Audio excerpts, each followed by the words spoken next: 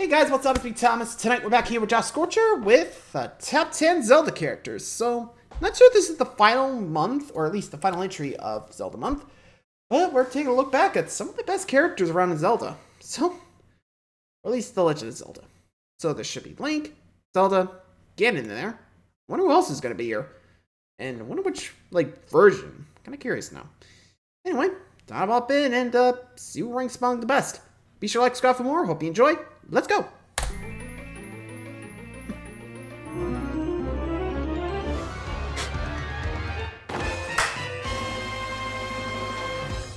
And here we go. As I said before, the Zelda series has gone on for a long time. As such, It has an absolute cavalcade of characters to choose from for a top 10 list. While the main trio of Link, Ganon, and Zelda are perfectly fine, I feel that the supporting cast is where the series really shines. In every game, there's always a fun series of characters inhabiting the land. With how entertaining they are, it gives the motivation to stop the tells me Skull Kid is going to be number one. Don't know, but we'll see. As for how we're ranking them, well, it's just a matter of how well developed they are and how much they contribute to the story, and okay, it's mostly just how much I like them. Fair. Again, personal list. Alright, first up, number 10. When it comes to companion characters in the Zelda series, Minda is considered the gold standard. Thanks to her snarky personality and more relevance in the plot, she quickly became a fan favorite. Before her, we certainly had a few tries in the snarky companion department with no real failures. That in mind, I'd argue Eslo from the Minish Cap walked so she could run. Right off the bat, Eslo had a delightfully entertaining personality. Seeing this crotchety geezer contrast with Link's traditional youthful heroism is always a delight. In terms of gameplay, Eslo is also seems like a Banjo-Kazooie thing. Just give you advice and target enemies, he'd let you explore completely new worlds. As the eponymous Minish Cap, he has the ability to shrink you down. This added so many new dimensions to gameplay, like an entire dungeon able to be miniature. He's also a lot more involved in the story than his predecessors. Vati, the main villain of the game, was originally an apprentice of Eslo. He then stole Eslo's all-powerful wish-granting hat and turned him into his current form. So when you go up against Vati, it's not just to save Hyrule, it's personal. Honestly though, Eslo was kind of an idiot in hindsight. An all-powerful artifact that can literally grant any wish. You should have locked that up instead of leaving it out! And I guess Vati was much smarter. Pretty sure he could have just wished to be omniscient and win right there. Yeah, Zelda characters don't tend to think.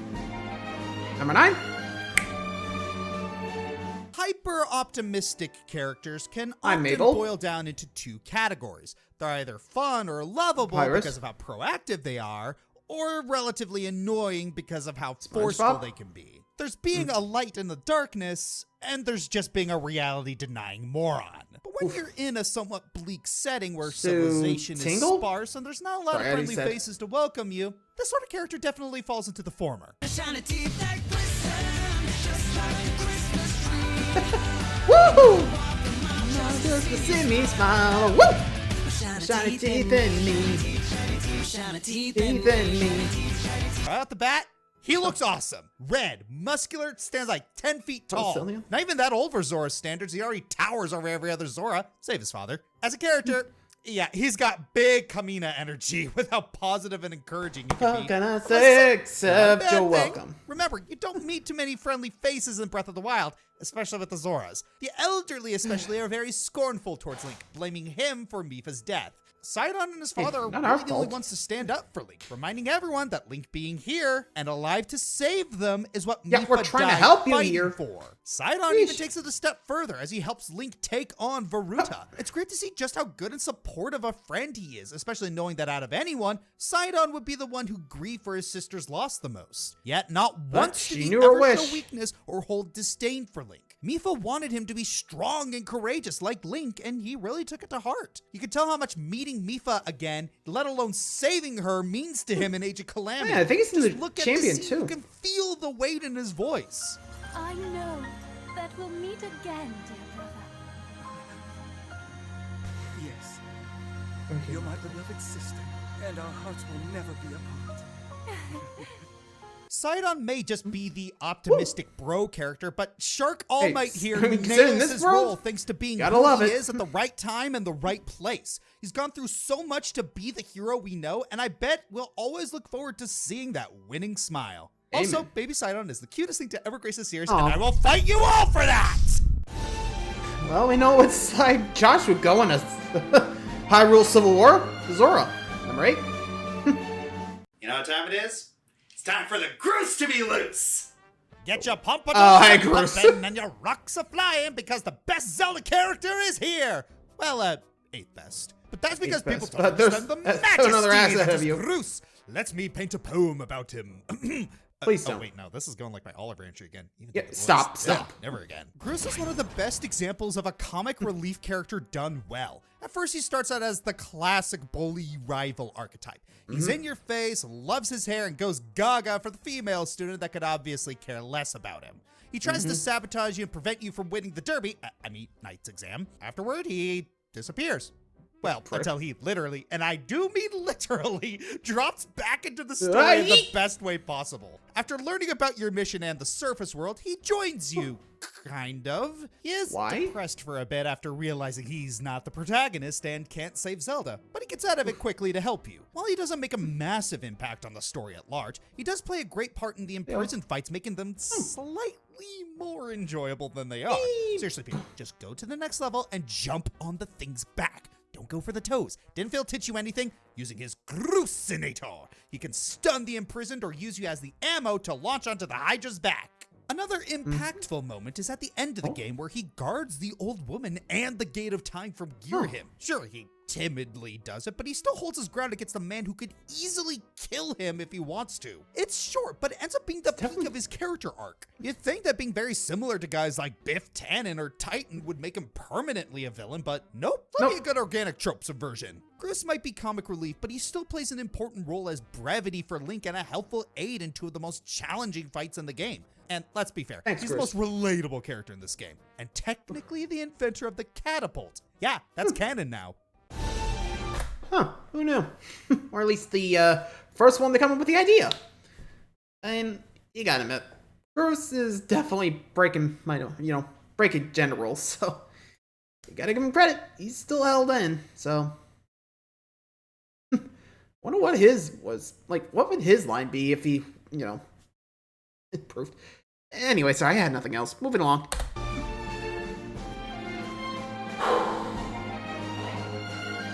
Number 7. We know how much the Zelda franchise loves to play with parallel universes or alternate worlds. Arguably one of the most tragic of these worlds is the almost perfect parallel of Hyrule, Low Rule. Okay, they're not all gems. Or True. rupees. Low Yeah, they're all Rule rupees. almost perfectly mirrored Hyrule, with its own sacred Except- realm, its own Triforce, and its own Zelda. Hilda. I see someone in the writer's room was a Sabrina fan. We first meet Hilda after chasing the game's big bad, Yuga, after he kidnapped our friends to release boy. the even bigger bad, Ganon. Hilda acts as our guide throughout our journey as we retrieve our friends and beat Yuga with the Triforce of Courage. Hey, wait a minute. If she's the Dark Zelda, isn't she supposed to be... Oh. The whole world will know of your betrayal, Smitty Werben Jaegerman Jensen! Yep, Hilda betrays you. Turns out she was scheming behind your back to take Hyrule's Triforce. And after stealing Zelda's, she sicks Yuga Ganon on you. But because what goes around comes around, Comes around. no herself betrayed by the creature she used to betray you. Either way, serves Hilda right, Wah, but wah.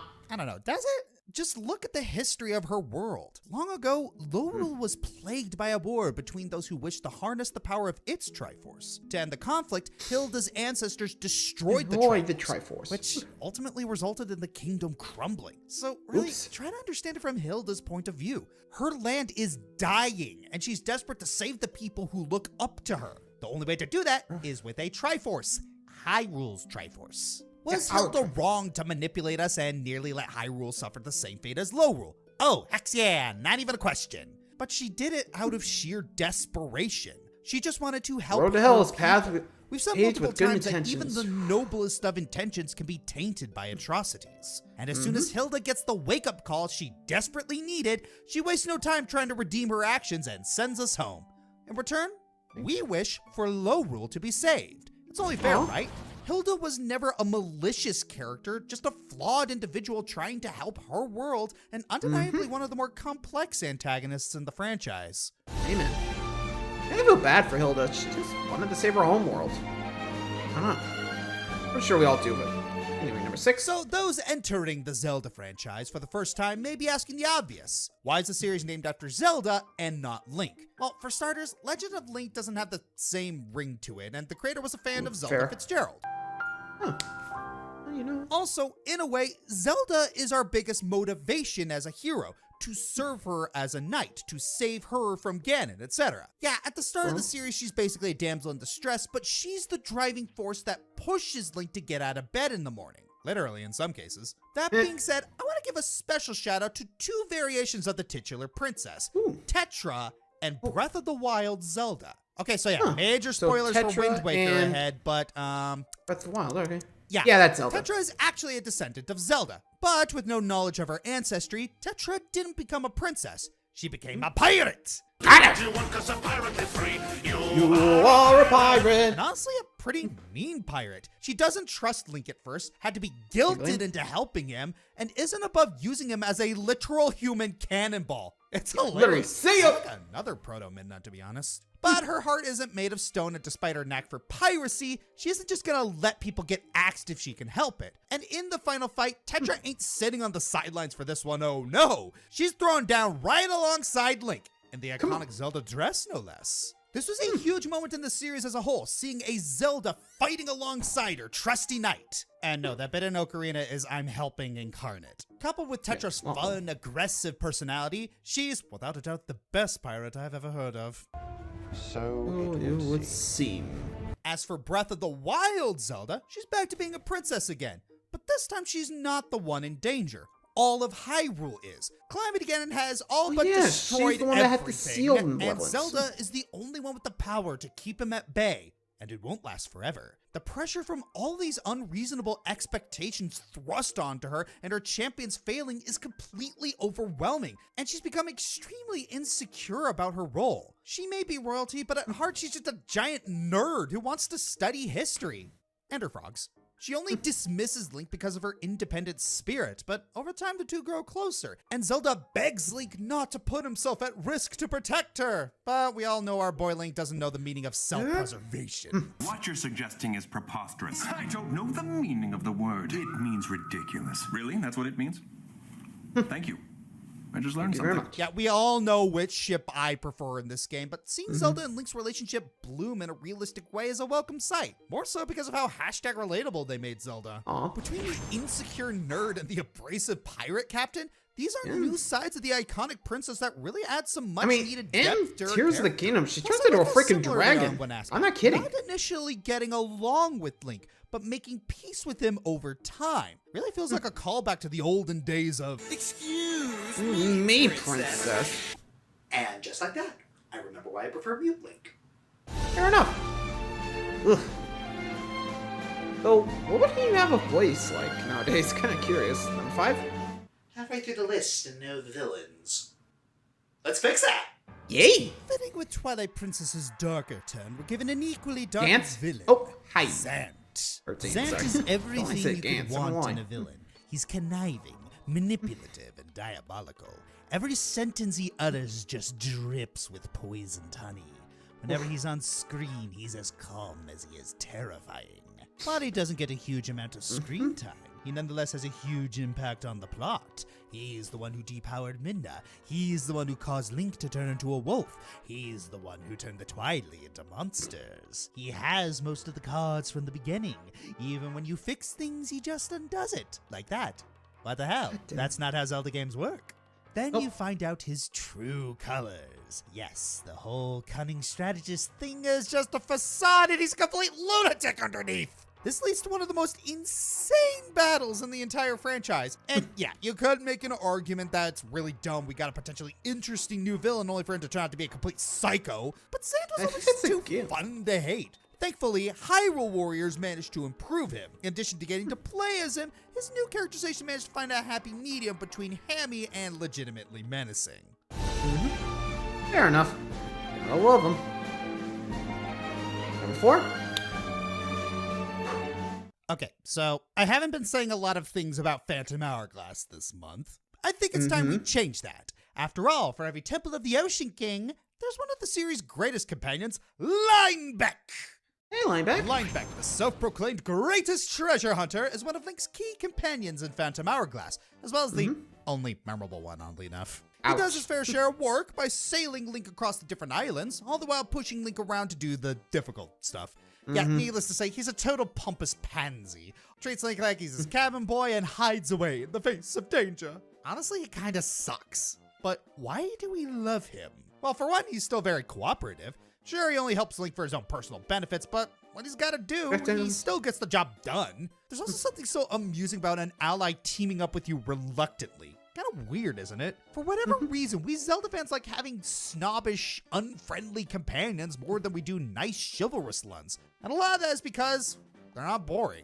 I mean, look at Lineback. He's got style, he's hilarious, and it's fun to see his ego knocked over where it counts. Heck, he even gives Ciela something to play off of. Don't get me wrong, Ciela isn't a bad partner by any means, but I doubt she'd be even half as interesting if she isn't chewing Lineback, or vice versa. Regardless, Lineback being not much of a fighter is fairly consistent, considering he's more of a pacifist treasure hunter who's not really into the pirate's life. He takes pride in just being the guy who sails the ship and walks around, hoping to dig out any treasure he conveniently comes across. It doesn't sit well with his rival slash ex Jolene, and she's been hunting him down ever since they parted ways. Yet somehow he thinks it's all about the treasure he stole from her. Mipha. We don't know what we did. Given how dense he is, I'm surprised his ship hasn't sunk earlier. Like any good companion, Lineback isn't without character development. Sure, he only takes part in the adventure for the treasure's sake at first, but over time, he's just as willing to go through thick and thin for Link's sake. Heck, he even mans up at the end and actually saves Link from Bellum. He risked getting himself possessed and becoming the final boss, but it's ultimately worth it as Link manages to save him in return. And after all that's done, he could have easily wished the Ocean King to give him all the treasure he wanted, but instead, he chose a ship. The same one Bellum destroyed in the final battle. In the end, having it back is worth it to him more than any treasure. I think that's really what makes Lineback so good. He's a pansy, and he relishes in it, but he takes his passion for adventure seriously. It's hard not to be a sucker for the jerk with the heart of gold trope, and Lineback stands out really well in that aspect. I mean, hey, you gotta love it when the coward starts to man up and help out. I guess it's what we love it, because, you know, we see the growth into a hero. You know, instead of Link, who's already a hero, we actually see someone step up. You know, that's why we love Groose. And now Lineback. Man, you don't know what we did. Love it. Is that from American Dad? Or Family Guy? I don't know. Anyway, time for the final three. Let's just go.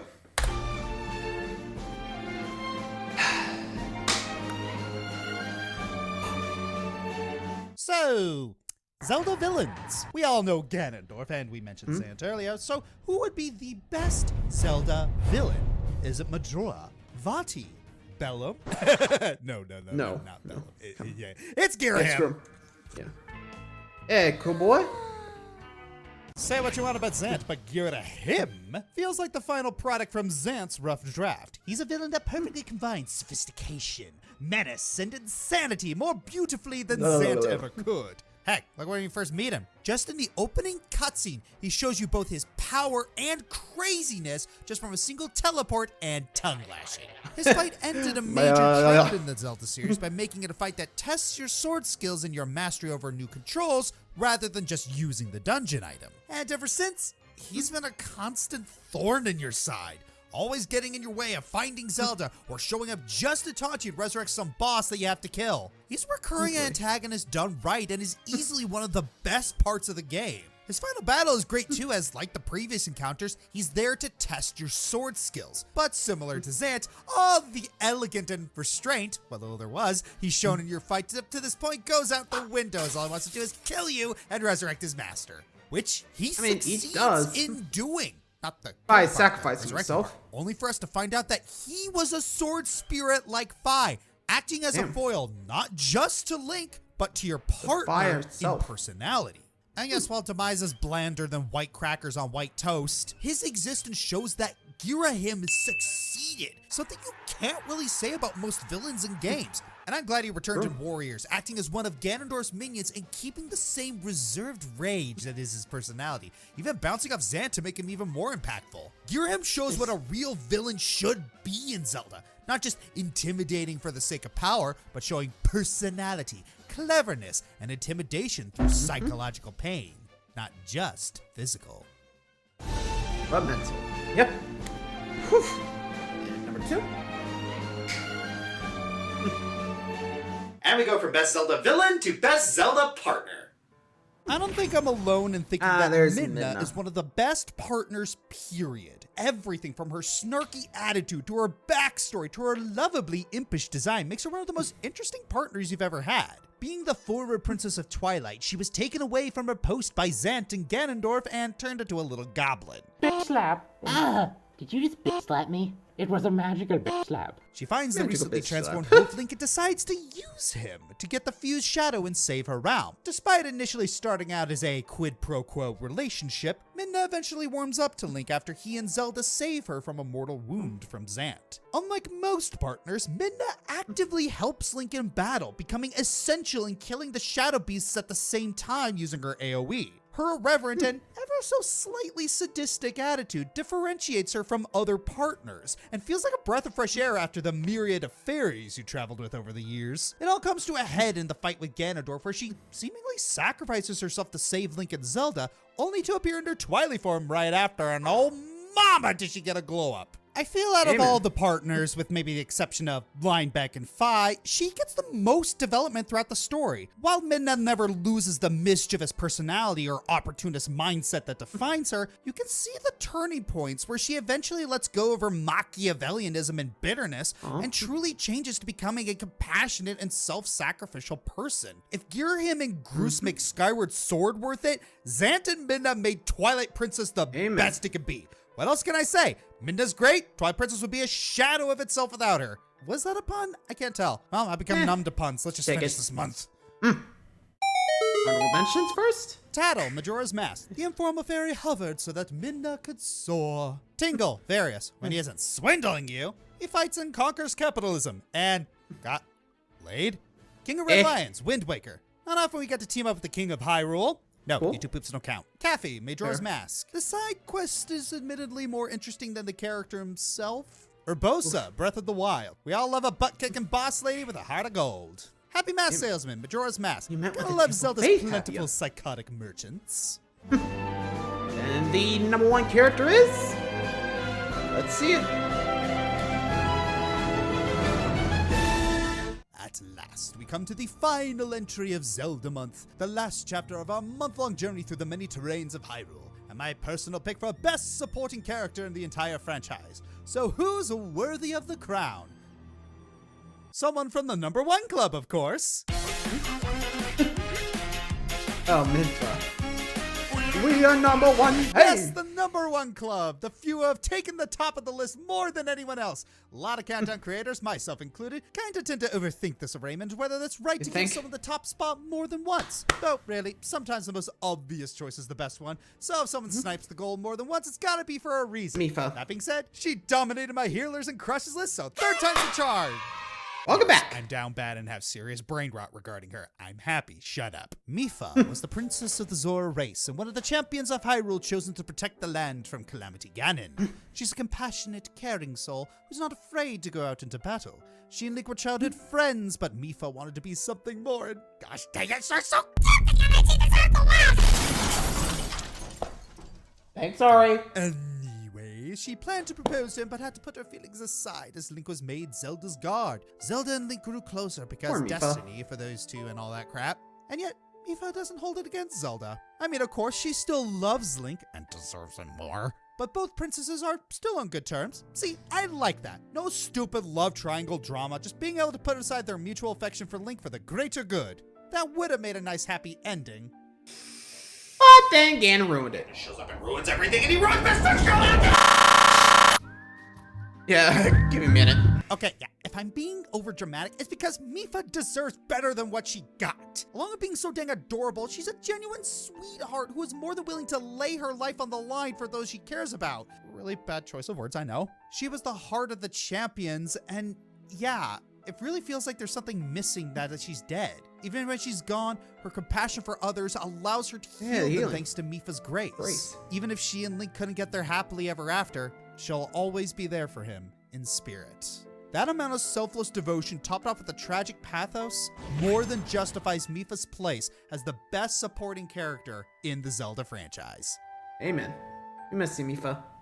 I'm Josh Scorcher, and thank you for bearing with me this Zelda month. I know a lot of my choices were very personal, but I don't know, I'm kind of in a Again, it's kind of come with with the territory. Tears of the Kingdom came out, and it's, freaking dark, which I love.